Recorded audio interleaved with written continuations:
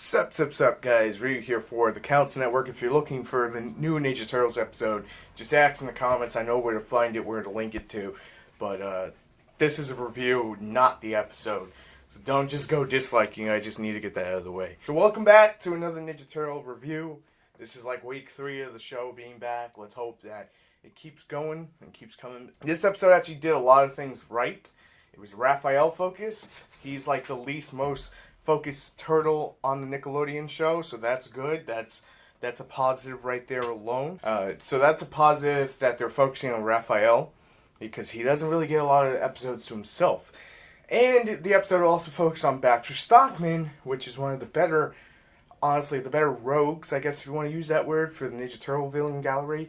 So definitely glad that they did that. Gotta say this much. The episode was not nearly as good as the last two. I know. Last week I was like, you know what? They use the same kind of like formula they did the week before to some degree. Hey, we gotta go after Shredder. You know, it's just one of those things. This episode we actually get to find out a little bit more about Shredder. And I don't know if he's delusional or it's the mutagen talking, but he said his most loyal mutant subject was Baxter Stockman. No, he's actually not, but you just letting the mutagen get to your head. I think Tiger Claw would classify as that, but it is what it is.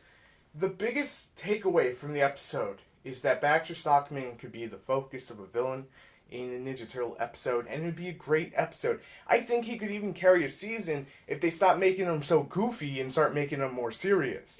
Like, if we look back to the 2003 era of Ninja Turtles, that Baxter Stockman was scary because he was freaking nuts. He had the Mousers, he got mutated, well, not mutated, he got destroyed. Like, he was left to be just a brain at one point. So, 2003 Ninja Turtles was fucking weird anyway, but this one, I just feel there's so much more potential not going on. And I don't mean to sound like I don't like Krang, and I don't like, the Triceratons, and I don't like, this villain and that villain. I love what they do, but I think a character like Baxter Stockman could be given a whole freaking season, or at least half a season, to carry the arc by himself. Because today proved that. He's got the brains. He doesn't have the full force power, but he's still a giant threat because of what he can do. And we actually got to see some of that. He actually mutated 2 new guys. Mutants on the show. There's so many mutants on this show, it gets a little tiresome. It would have been nicer just to have some human villains, but it made sense for the episode. It's called the Insecta Trifecta. It's pretty much signaling 3 insects, not just one. It's a thing. This allowed Raphael to hopefully fully overcome his, problems with bugs. The moment he had with Splinter was heart-touching and it was good. We need more of that. Can I have Michelangelo and Splinter scene? Because those two really don't have too many scenes together. Splinter, leading Raphael, saying, you need to say the Japanese chant to overcome your fear, is good character development for the relationship between both of them. And no, it's not like a relationship of April and Donatello, but it's a relationship of father and son. And it's nice to see that actually get played out. So really happy about that. We got Turtlefly back. That's pretty cool because Turtlefly's a toy, and those new freaky looking insects, probably not the ant, but definitely the weird looking beetle, are going to become toys at some point. So that's the thing. Shredder's obviously slowly mutating, so I don't think we're going to get Super Shredder to the back end of the season.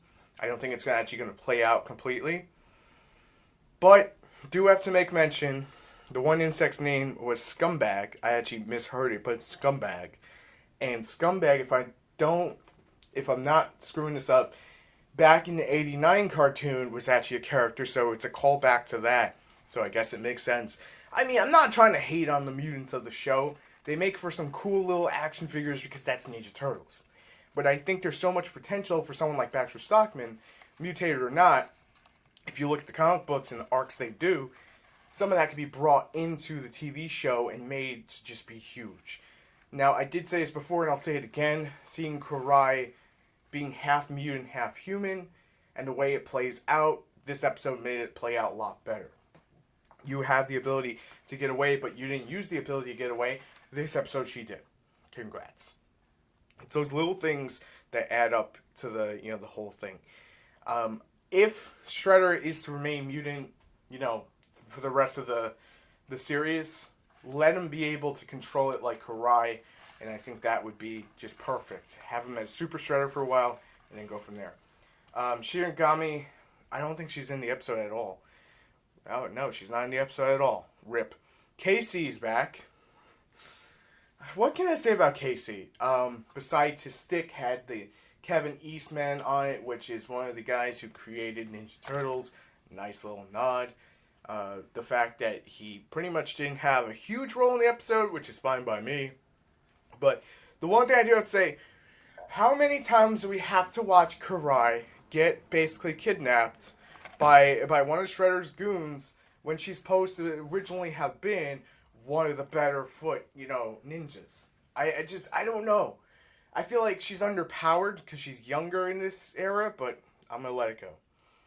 So, when you're on a planet full of bugs, you're not afraid anymore, but obviously he's afraid now, and it actually hits him worse. I don't remember if he was afraid of Dreg so much, but it just kind of seems a little forced. But we got Anthrax and Scumbag, so I'll take it. I'll definitely take it. And Scumbag is fucking hideous, needless to say. Shredder foreshadowing is great, needless to say.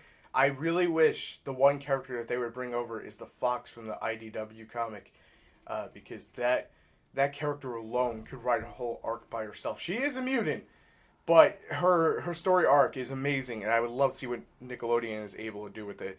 And she would make for one cool figure. That is something that we do need, is a few more female characters. Gori wa Namino Itawa basically says this is pointless, which was pretty funny to say the least. I thought it was, well done. I don't think there's anything else I really have to talk about in this episode outside of the one line where Karai basically goes, how many times? It's not about mutants, and I'm just sitting there going, but you're a mutant. You're technically a mutant. Technically, you are a fucking mutant. Stop that. But all around, it was a good episode. It was solid. If I have to score it, 7.5 out of 10. Definitely not perfect, but definitely not terrible. So if you haven't seen it, if you want to buy it, you can go on iTunes. If you want to wait, watch it legally, you can go on nick.com. If you want to watch it like right now, I know where to go. So, just let me know. But guys, that's it for now. I'll see you a little bit later for the Dragon Ball Super episode review. Until then, I'm Rio for the Council Network. If you enjoy the content and you like Ninja Turtles like I do, make sure to hit that subscribe button for more. And I will see you next week for Ninja Turtles, and I'll see you later today for Dragon Ball Super. Peace.